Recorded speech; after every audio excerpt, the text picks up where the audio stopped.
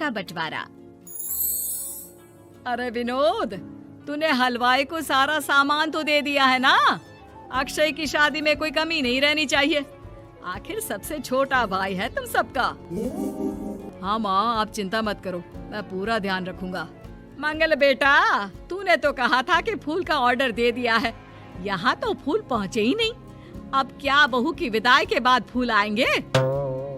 माँ, मैंने अभी बात की है फूल वाले से, वो रास्ते में ही है। आप किशोर भैया से क्यों नहीं कहती कुछ करने को? किशोर पहले ही मेरे बताए काम कर रहा है। पास के सभी रिश्तेदारों और मोहल्ले वालों को कार्ड वही तो देकर आया था। रिसेप्शन के लिए हॉल भी उसी ने बुक किया था। टेंट कुर्सी वालों को भी तो वही देख रहा है। पर कई मोहल्ले वाले तो हमारे भरे पूरे परिवार से जलते भी है, उन्हें बुलाने की क्या जरूरत थी? बेटा, शादी ब्याह में तो बुलाना ही पड़ता है, नहीं तो लोग क्या कहेंगे। दादी दादी देखो ना, हलवाई अंकल हमें लड्डू नहीं दे रहे, आप इनको डांटो ना। अरे चैन सुख दे देना बच्चों को लड्डू, क्यों तंग कर रहा है इन्हें?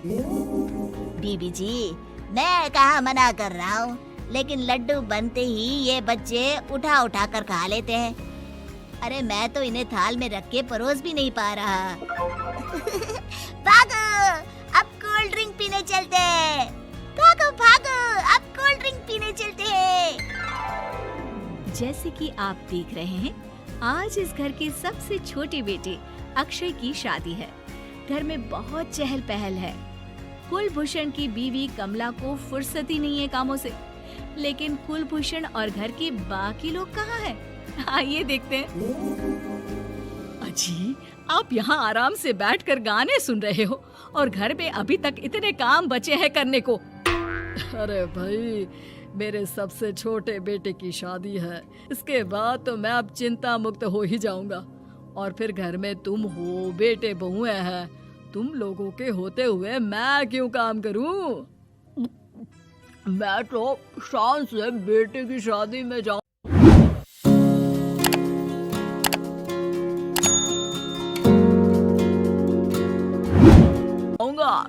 तैयार होकर।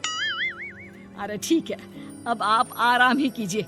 एक बार अभिषेक की बीवी आ जाए, फिर मैं भी आराम करूंगी और मेरी चारों बहुएं पूरे घर की जिम्मेदारियां संभाल लेगी।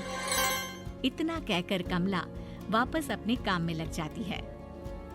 बेटा भी, तू अब तक तैयार नहीं हुआ? किससे बात कर रहा है फोन पर? तैयार कैसे हूँ? सैलून जाने से तो आपने मना किया है, क्योंकि मुझे हल्दी लग चुकी है। भाभीयों को देखो, सुबह से पार्लर में है। अक्षय की शादी हो जाती है और नंदिता बहू बनकर घर आ जाती है, लेकिन इस घर की खुशियों को मानो किसी की नजर लग गई थी। नंदिता के आने के बाद आए दिन घर की शांति भंग होती रहती।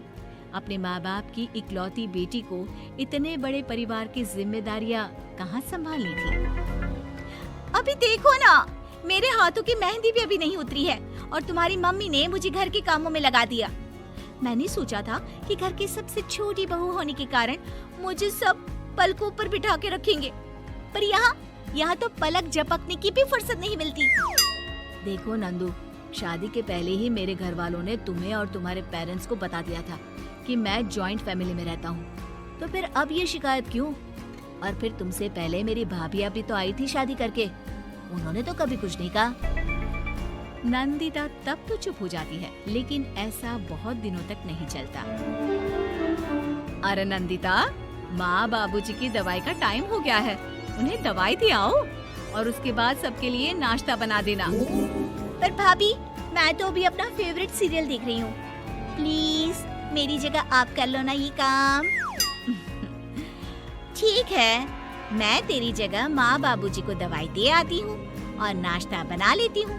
तू मेरी जगह पूरे घर की डस्टिंग करके 5 बच्चों को स्कूल के लिए तैयार करके भेज देना और दोपहर का खाना बनाने के बाद कपड़े धोकर सुखा देना। उसके बाद हम दोनों मिलकर बाजार जाकर सब्जी ले आएंगे, फिर डिनर की तैयारी कर लेंगे और उसके बाद बस भाभी, मैं माँ बाबूजी को दवाई देकर सबके लिए नाश्ता बना देती हूँ। ये भगवान, ये कहाँ लाकर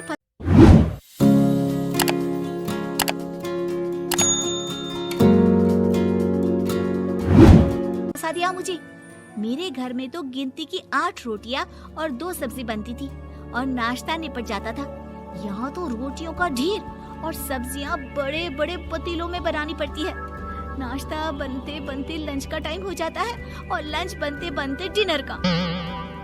अभी मुझ में तुम्हारे पूरे परिवार का नखरा उठाने की और ताकत नहीं बची। मैं ऐसे नहीं रह सकती। अरे तो क्या चाहती हो तुम? मुझे अलग रहना है बस। तो ठीक है, हम कल ही शिफ्ट हो जाएंगे किराए के घर में। इतना बड़ा घर होते हुए हम किराए पे क्यों रहेंगे? ना जी ना, घर में ही दीवार खड़ी करो अपने हिस्से के आगे। घर के साथ साथ घर की खुशियों में भी दीवार खींच जाती है।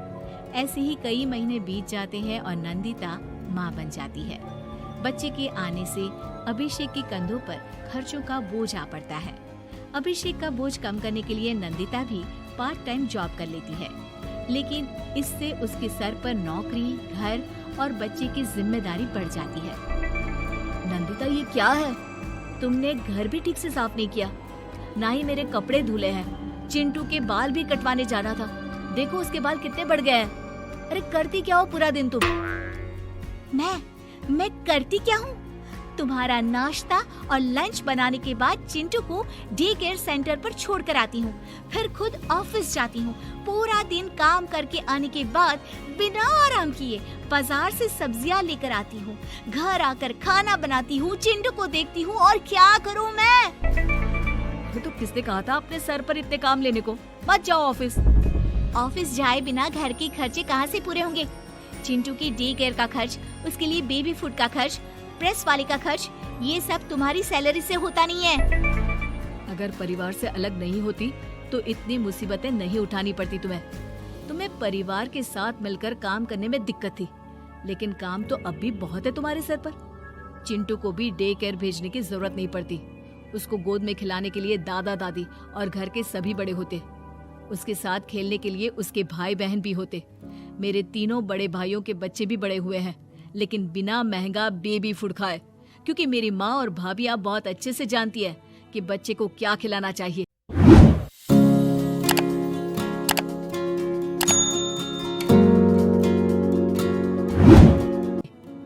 बिजली के बिल जैसे खर्चे भी सब मिलकर बांट लेते थे, लेकिन तुम्हें तो सबसे अलग रहने में ही मजा आता है, तो अब शिकायत क्यों करती हो? बस करो अभिषेक, बस करो। मैं मानती हूँ कि मैं गलत थी। मेरे एक गलत फैसले ने हमें बिल्कुल अकेला कर दिया है सबसे। एक घर में होते हुए भी हम बाकी परिवार से अजनबियों की तरह रह रहे हैं। अभिषेक और नंदिता की सारी बातें घर के बाकी लोगों को सुनाई दे रही थी। तभी कमला बोल पड़ती है। अरे नंदिता बहू, किसने कहा कि तुम अकेले हो? तुम्हारा इतना भरा पूरा परिवार है ना तुम्हारे साथ। हम तो बस ये चाहते थे कि तुम अपनी गलती समझ जाओ। अगर हम तुम्हें समझाते तो शायद तुम ना समझती, लेकिन अपनी गलती का एहसास तुम्हें खुद हो गया है, तो अब तुम समझ चुकी हो परिवार में एक साथ रहने का मोल क्या होता है। मम्मी जी, मुझे माफ कर दीजिए, अब ऐसा दोबारा कभी नहीं होगा। अरे माफी बाद में, पहले मेरा पोता जरा मेरी गोद में तो दे, और तू जाकर सबके लिए चाय बना ला।